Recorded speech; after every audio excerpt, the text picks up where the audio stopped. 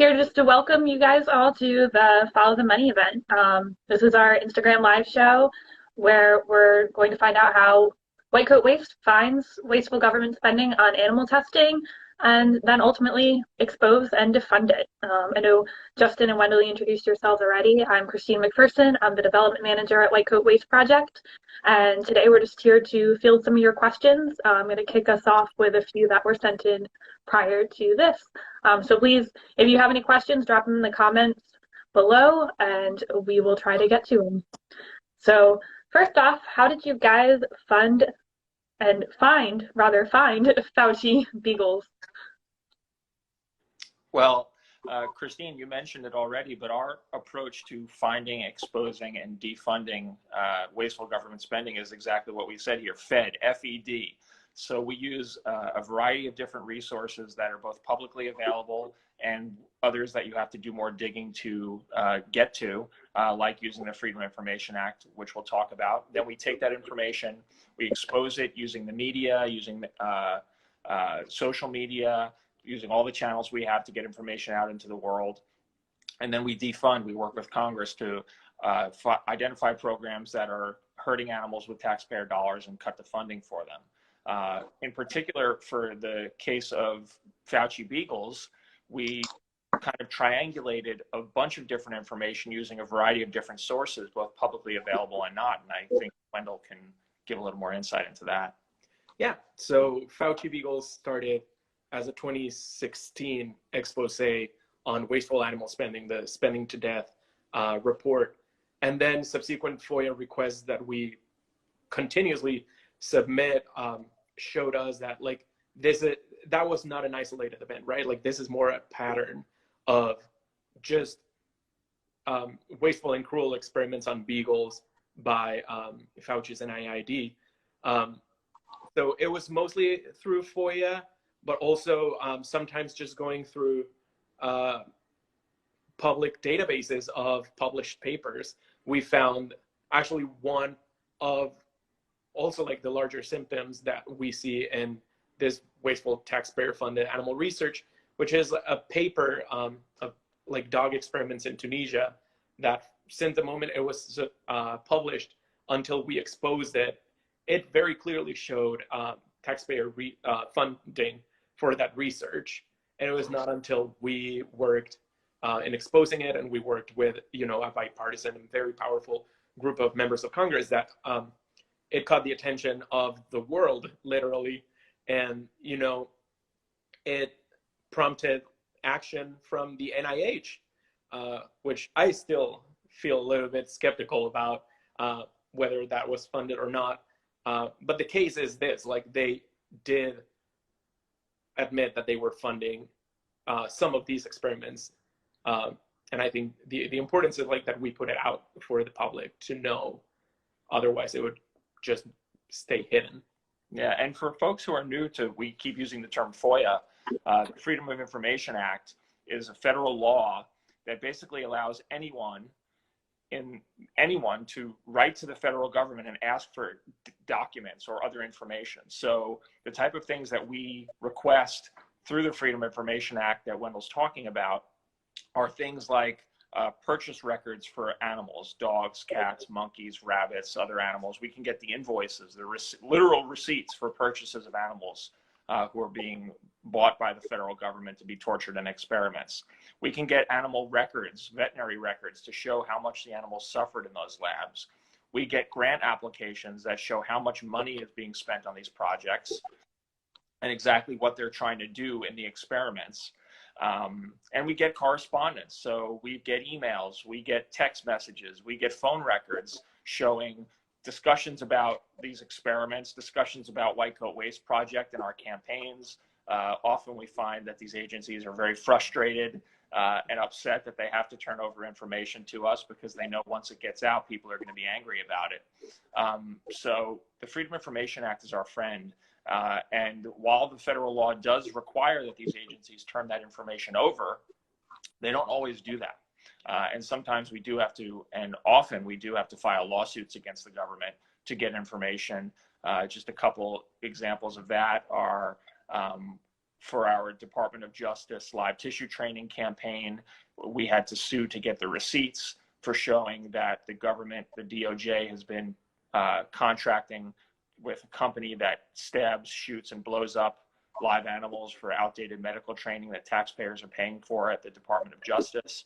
And we're going to talk about a few more other examples of that as we get a little deeper into this Instagram Live. Well, thank you so much. And the next question we had was, how did you figure out that the Wuhan Animal Lab was funded by our taxpayer dollars? So that's something that we really triangulated a bunch of different information. First, we used something called USA Spending, and there's a website that the NIH has that basically has records of everything it's funding around the world. As we exposed in our worldwide waste expose last year, I think it was last year, maybe 2020, everything's a blur now. There's the NIH funds animal experiments, not only here in the United States, but in over 50 countries worldwide and in over 350 labs around the world.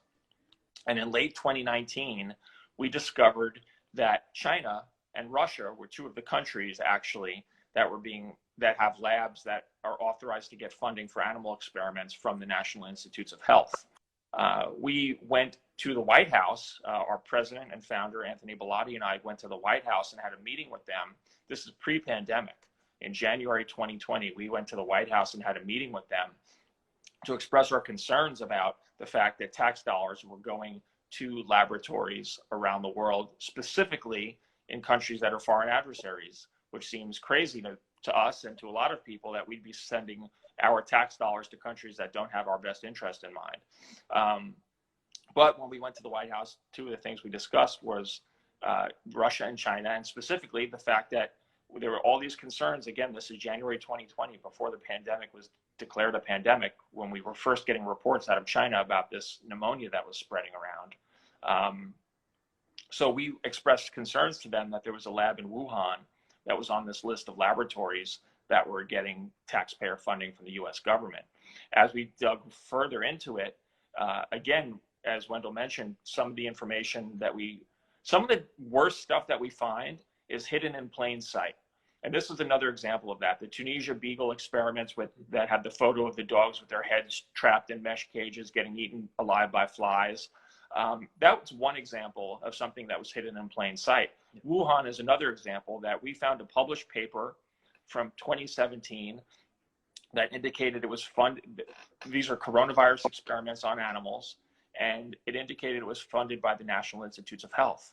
We then take that grant number that they mentioned, we put that into the federal spending database, and we found that a $3.7 million grant was given to a US nonprofit, and then that company took part of that grant, I think it was about $600,000, and sent it to the Wuhan Institute of Virology for these dangerous experiments, coronavirus experiments on mice and bats, where they were basically supercharging coronaviruses to make them more transmissible and more contagious and more deadly to humans.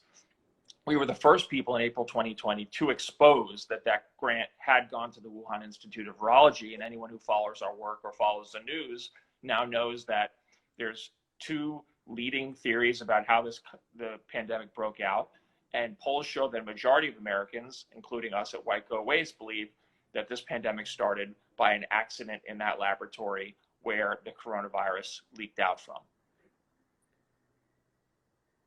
And just to add what Justin just said, we also submitted FOIA requests, right? Like to learn more about that. And that is one of the examples where we sue for the records. And to give you an idea, we submitted those Freedom of Information Act requests in April 2020. And it was until November 2021 that we received some of these papers, and which actually included a conversation, the head of that nonprofit saying, we are very happy, we're excited to have our gain of function grant approved, which is something that they've always denied, right? And now we received the record where it clearly shows that was their intention and that was what they were trying to do with this coronavirus research. Yeah, back in the records we found, these emails show back in 2016 that the NIH was expressing concern that what was being done in Wuhan with these tax dollars was this, what we now know, and many people may have heard of, this gain of function research where you're supercharging viruses. The NIH was expressing concern about that, and this nonprofit who gave the money to Wuhan was saying, no, it's going to be fine, don't worry about it. And now here we are, and we have a pandemic on our hands that we're all still enduring, and that may have started as a result of this grant that we were the first to expose. Well, I'm really hearing that it can take a while for these FOIA requests and government documents to come to fruition. So thank you for your due diligence. And I just wanted to remind everyone in the chat that please share any questions you might have for Justin, Wendell, or even myself. And we will be saving this. So I saw that some people are getting kicked on and off, but this will be available again. So don't feel like you're missing out. So the next question was, what do you guys mean when talking about FOIA to freedom? You want to take this one? Yeah, I think that is what makes all of our work worth it, right? A lot of the times we hear all of these awful things that happen to the animals. We learn about all of this tax money, like money that could have stayed in our pockets or done better things, being used for killing animals and making them suffer. But thanks to FOIA, we've been able to expose these laboratories that did awful things to animals. We've worked with members of Congress and the public, creating enough pressure for them to shut down those labs. And for example, in 2019, it's a blur, we shut down an FDA monkey laboratory where monkeys were put in tethered, like vests and a tether that was injecting them with nicotine and made them addicted. These were like very, very young monkeys. We also shut down a cat laboratory at the USDA that was literally using kittens as petri dishes to infect them with toxoplasmosis. And some of those animals, we were able to rescue them and have them retired from lab life. The FDA monkeys were sent to a sanctuary in Florida that we helped arrange their transfer, and the USDA kittens, 2 of them live with our president and founder, Anthony, and the other ones were adopted out to USDA staff. So that is like the happy stories that we love hearing about, and the outcomes that we want to see from these laboratories that we expose. Another more recent story is Bob, a dog that was being used at the Los Angeles Veterans Affairs labs. We exposed that lab. We worked with members of Congress, and that lab got shut down. These dogs were then put up for adoption. And recently we shared the story with Bob because we think it is one of those like really feel-good stories about the outcomes of our work. And lo and behold, the owner of Bob receives our email, and then they contact us and is like, hey, that's my dog. So it is really nice to learn all of these stories, make our work so much more worth it. And I think it's just like, at least for me, it inspires me to keep up doing this work and, you know, like not losing focus of what we want to happen to these animals. Yeah, FOIA to Freedom is the perfect life cycle of a campaign for us. Yeah. And whether it's the FDA nicotine experiments on monkeys, which we were the first to expose, that was, you know, this is a great example of a find. We found those experiments, we exposed them, we worked with Dr. Jane Goodall to expose them, and then we worked with Congress and even the head of the FDA at the time to defund that project and get those monkeys sent to the sanctuary, as Wendell mentioned. Same with USDA kittens. We exposed that project. We found that project. We exposed it using the Freedom of Information Act in the media. We defunded it. Those cats got adopted out. And there's other examples too. There, you know, at the Environmental Protection Agency, there was a project involving rabbits where they were doing strange experiments that I'm not going to describe here. They were doing very strange experiments on rabbits, and the rabbits were perfectly healthy at the end of the experiments, but they were being killed anyway. We worked with members of Congress and the head of the EPA at the time, Andrew Wheeler, and got the EPA to change their policy. And instead of killing those rabbits, they now retire them and let them live out their lives. And that's what we're ultimately here to do. We expose waste, sure. That's a core mission of ours, is exposing wasteful spending that hurts animals. But in the best case scenario, we're saving those animals' lives too, because those opportunities don't arise very often. Usually these animals are being killed in experiments. Either during the experiment they die or they're killed at the end. So we do everything in our power to get animals out of labs alive. And we actually are working on legislation right now called the AFTER Act, the Animal Freedom from Testing, Experimentation, and Research Act, the AFTER Act. And this bill would require every federal agency to have a policy allowing animals to be adopted out when experimentation ends. So we can have more of these happy endings like Wendell was talking about. Absolutely. I love hearing about the pardon from Andrew Wheeler. That's one of my favorite stories of ours, especially because we hear about the presidential pardon of the turkey at Thanksgiving, but how often do you hear of a administrator pardoning an animal? So I did see a question from Carly. I'm going to ask that one. It's, do ag-gag laws affect our work at all? So luckily, we haven't run into problems yet with ag-gag laws affecting our work. One of the ways we get information is certainly through whistleblowers. We've had people do, one of the ways we found out about some of the experimentation on dogs happening at the Department of Veterans Affairs was a whistleblower named Todd Wiesner. He was a military veteran, and he was working as an electrician at the VA hospital in Richmond, Virginia. And one day, this was after our campaign launched, and we had ads all over the city talking about this lab. And one day he got called for a service call down in the basement of the Richmond VA. He had never been in the basement before. And when he went down there, he saw dogs in cages, and he saw who had lacerations all over them for these experimental surgeries. And he saw also a bowl with a heart in it. It was a dog's heart. He came forward and shared that information with us, and we were able to take him up to Capitol Hill, get members of Congress involved so they could protect him in case the VA wanted to retaliate against him. Some of the ag-gag laws across this country, again, those apply mostly to things like undercover investigations. Most of them apply to agricultural operations, and some of them have been extended to potentially apply to laboratories also. But most of the information we're getting is from whistleblowers who we do our best to protect, and through FOIA requests. So we are able to often get footage from inside laboratories that are taken by the laboratories themselves without putting an investigator at risk being prosecuted under one of these laws.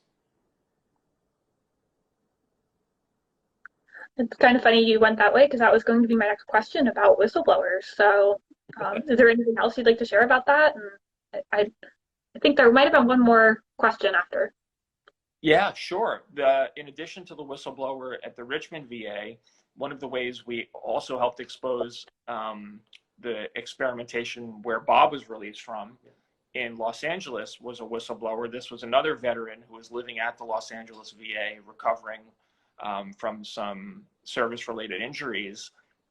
And he heard barking one day and walked over to an adjacent building and saw dogs walking around in the yard there. And he contacted us. He took some photos and contacted us. And that tipped us off to where this laboratory actually was, personalized it, gave us photos of these dogs who were being used in experiments, and ultimately helped fuel the campaign that shut those experiments down. When we started the VA campaign, there was over 100 dogs a year being used in these experiments. And since then, over the last 5 years, we've cut the use of dogs by 80% at the VA, thanks in large part to the work of not only our work with members of Congress and Wendell's great investigative work at White Coat, but these whistleblowers who come forth with information that we wouldn't have access to otherwise, details about what's happening in these laboratories, and also these photographs, images of what's happening in these laboratories that we wouldn't be able to get. And another quick example at the Los Angeles VA is Artemis, one of the cats at the Los Angeles VA. Justin did a very good interview with a local Los Angeles TV station. And after watching that interview, Whistleblower came forward to the TV station and was like, I was staff at the Los Angeles VA. Here are some photos of Artemis. And these are photos that we didn't fall under FOIA, therefore we couldn't get. But it shows you exactly a representation of, you know, when we read the protocols, when we read what they do to the animals, then you see an image of what it looks like, and it's very powerful. And I think it just helps creating like the full circle, right? Like a lot of people think that we are lying when we expose what we expose because it's inconvenient or because it talks about a very important figure that people feel very strongly about and they call us liars. But I mean, the whistleblowers are coming and showing what they have. The Freedom of Information Act is the lab's own notes telling us this is what we do to the animals. Like, these are the emails that like people in very high leadership roles sent to one another talking about the things that we're talking about. So we don't have time or interest to make stuff up. This is true. And yeah, I mean, people are skeptical sometimes because of the type of things we expose are unbelievable. Yeah. You know what I mean? When we expose things like putting fish on treadmills or addicting monkeys to nicotine, yeah, or injecting dogs with cocaine like we recently exposed, and all taxpayer funded, some happening actually in the government's own laboratories, that stuff just sounds outrageous. But we have the receipts, thanks to FOIA, thanks to these government databases, thanks to whistleblowers, and thanks to the members of Congress we work with who are able to get information we don't have access to. We are able to provide that data to other members of Congress, to the media, to our supporters, to other folks who don't know us yet, but who care about animals and care about government waste, and give them the records, give them the documentation so they can see for themselves. Let the fact checkers fact check us all day long. We've got the receipts. And anyone who's listening, please check out our blog, whitecoatwaste.org/blog. We have a lot of those receipts in there. And recently we posted a blog that I found fascinating myself, because at the bottom it was just a bunch of the FOIA documents that we have to go through. You can kind of see they really want to hide it. They don't want us to find this stuff. The last question I have before I let you guys go is just the supply chain issue. How are these labs getting these dogs? Maybe you can speak a little bit about that, and also touch on Monkey Island and that supply chain. Sure. Well, in terms of supply chain, I just remember when the pandemic started, and I think it is somewhat related, just how everything kind of like went upside down. And I remember reading like an opinion piece in a scientific journal of scientists complaining how hard it would be to get primates from Asia into the US. If people were following the news a few weeks ago, some primates that came from Africa were involved in a car crash, and 3 of them escaped. Unfortunately, they ended up killing all 3 of them. But I think what I'm trying to say here is like the United States is just hungry to find all of these animals, bring them into the United States, and then do horrible experiments to them. And I think the supply chain definitely did put a little bit of a strain on the researchers. To be completely honest, I don't know the extent of like the most recent one, but it definitely, like, you can see it just like affecting the day-to-day life of the experimenters, and just also goes to show how this research a lot of times is unnecessary. It is very, very wasteful. It is very, very cruel, and should not be done. In terms of Monkey Island, I think one thing that we have learned since we exposed it was how our expose actually set the record straight. A lot of people native to that region of South Carolina thought it was a sanctuary for retired lab monkeys. I think even Representative Mace, right? Like she Yeah. thought, like the member of Congress that represents the area where these monkeys live, like it was believed that these were like retired research monkeys, and it was like the complete opposite. It was like it is a breeding ground of over 3,000 monkeys that are being sent to NIH laboratories and other laboratories across the United States. So it's very wasteful, very sad that like we have to be the ones that set the record straight, the ones that expose it, because obviously the government doesn't want you to know all of these stuff. Yeah. So monkeys are coming. When we talk about these experiments, the nicotine experiments on monkeys, or Fear Factory we exposed a few years ago. This was another FOIA investigation we did where we had to sue the NIH for documents and videos of monkeys who were given brain damage that destroyed the part of their brain that controls fear, and then are locked in tiny cages that they can't escape from, and shown fake snakes and spiders that, just like human beings, the monkeys instinctively fear.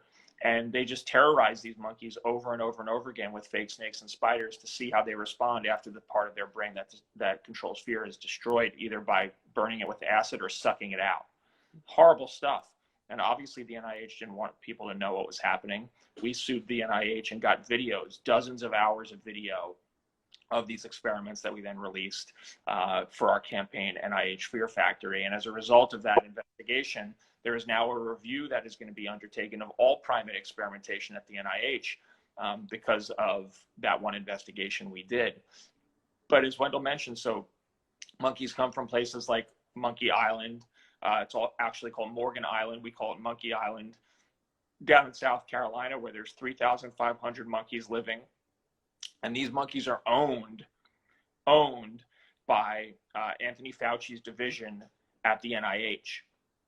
And every year, 500 to 600 of those monkeys are taken off the island and shipped to NIH laboratories where they undergo some of the worst experimentation in the entire federal government. These are virus and disease experiments that are completely debilitating, that cause them organ failure, bleeding, paralysis, and no pain relief at all is provided to them. So those monkeys are coming from Morgan Island. Other primates are being shipped from Africa. China used to be the biggest supplier of monkeys to the US, but because of the pandemic, they haven't been shipping monkeys to the US anymore. Hopefully that doesn't resume anytime soon. In the case of cats and dogs, there are actually massive puppy mills that exist just to supply puppies and kittens to laboratories. So when we're exposing, these labs inside the government that are experimenting on dogs, or labs outside that the government is contracting with, they are purchasing 6-month-old puppies from these massive breeding operations that specifically, these animals are born to die. They're specifically brought into the world for experimenters to torture, and our tax dollars pay for it. It's sick. I mean, as a taxpayer, I'm appalled, and I know that many of the people watching are as well. So thank you, Justin and Wendell, for sharing this time with us to share just the White Coat Waste Project's work and how we're following the money. You as taxpayers have a right to know, and we're going to expose it and ultimately to fund it with your help. So thank you to you both. Thank you to our whistleblowers, our supporters, our donors. Anything that you can do to get the word out is greatly appreciated. And please, if you have a moment, check out our blog, whitecoatwaste.org/blog. I saw someone. I just want to clarify. It's actually blog.whitecoatwaste.org. Oh, well, I've been going to the wrong way because I get the blog.whitecoatwaste.org. And also, if you want to take action on our most recent campaign, which is the cocaine testing on dogs campaign, visit addictedtospending.org. And right from that website, you could send a note directly to your member of Congress, letting them know that you don't want your tax dollars spent to inject puppies with cocaine. I think no matter what political differences or other differences we have, everyone can agree that that is an egregious waste of taxpayer dollars. And I hope you'll join our campaign.